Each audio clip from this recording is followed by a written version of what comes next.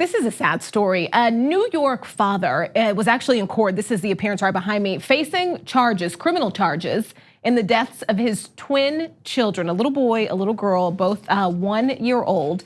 His name is Juan Rodriguez. And he was actually charged with 2 counts each of manslaughter and criminally negligent homicide. Police say he left the 2 babies alone in a parked car for hours in the summer heat while he put in a day at work. They also say it appeared that he drove off after finishing work before realizing the victims were in the vehicle and started frantically summoning help. Prosecutors say Rodriguez told police he thought he had dropped the twins off at daycare. They say he told police, "I blanked out. My babies are dead. I killed my babies." This is a sad story. There's an average of 39 heat stroke deaths of children locked in cars nationwide per year, according to kidsincars.org. And that's a website that actually tracks the deaths. It says of July 16th, there had been 21 this year. Prosecutors say 39-year-old Rodriguez was working an 8-hour shift at a hospital while this happened. So we were talking about this morning and having this discussion about how often these accidents are charged as crimes. Should they be crimes? And that's, I guess, that's our opinion, really. It doesn't necessarily matter. Yeah, it's one of those things that that it seems like it should be a crime. Like it feels like if you are if child endangerment, child negligence up to a certain point is a crime, or definitely is a crime.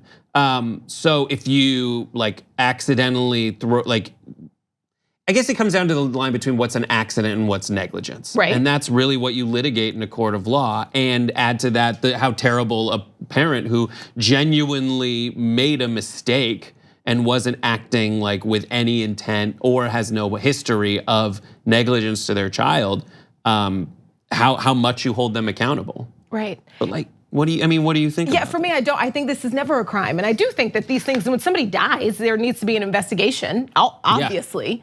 But I think that this is a terrible accident that happens often, unfortunately. And I don't think after dealing with the accidental death of your children after a mistake you made, you should then be put in prison. I don't know if, so I took a look. Right, but there's no way to know whether it was genuinely an accident until you've gone through the legal process. That's the issue. Can you do that with an investigation before it's sent to court? Right, yeah. And before you're charged with the crime? Yeah, and that's how it works. Yeah, that works for me. So I took a look at, there's a piece in the Washington Post kind of broke down like how often this happens, when they're charged with crimes, when they're not. And there were 2 cases in different parts of Virginia. And just the different words coming from the prosecutors, I thought was interesting in both instances. And obviously this is just 2 cases, but 2 cases in the same state of 2 different people accidentally leaving their children in hot cars and the children died. Miles Harrison forgot to drop his son off at daycare. He was charged with manslaughter. The Commonwealth's attorney in that case said, there's a lot to be said for reaffirming people's obligations to protect their children. When you have children, you have responsibilities. I am very strong in the defense of children's safety. And that was part of his reasoning for why this, no matter what, needed to be charged. This needed to be, treated like a crime. In the other part of Virginia, Andrew Culpepper picked his toddler son up from his parents, drove home, and then went into the house and fell asleep. He was not charged with the crime. The prosecutor in that case said, as tragic as the child's death was, a police investigation showed there was no crime because there was no intent. Culpepper wasn't callously gambling with the child's life. He had just forgotten the child was there.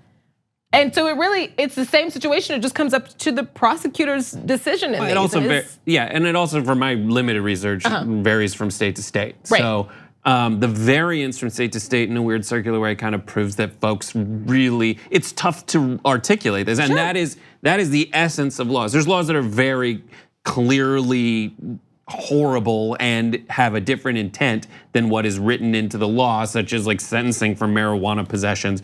That is easy to see the weird, nefarious sociological like architecture intent there.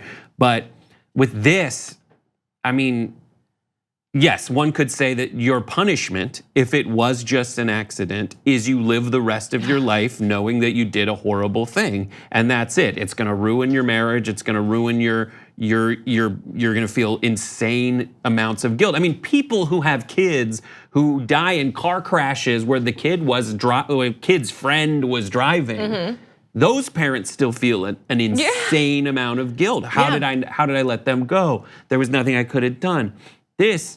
There is some level, I mean, it should be adjudicated in a court of law, in my opinion, to what extent you are negligent and if there was a pattern of negligence leading into this. And I think that if you can establish a pattern, then there should be more punishment. I know that there are certain states like Kentucky, it says you can leave your kid. Mitch McConnell state also. Mitch McConnell, but it's felony manslaughter if the child dies.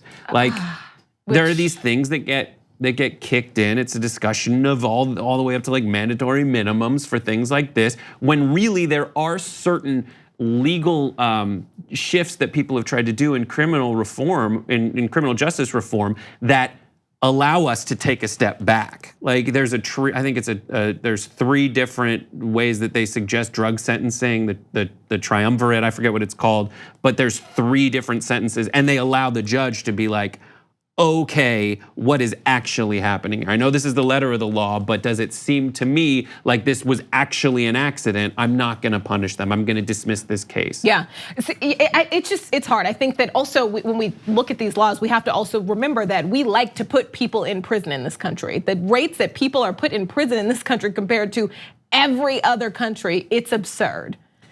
I think people like to have this conversation where it's like, oh, here is just this crazy, intense, like emotionally destructive thing, like a kid in a car dies. Right. And people like to have this conversation. Absolutely. But I mean, there's different laws in different states that require different burdens of proof and potential sentencings. Yeah, I don't know. It doesn't sit right with me. It's a horrible accident, and I don't think this man should be in prison. I don't think he should have been spending a night in Rikers. Looking at that, I don't think that guy should be in prison. Yeah. But I think if someone is torturing their child and then leaves them in a locked car, they should go to prison. Well, we agree on that.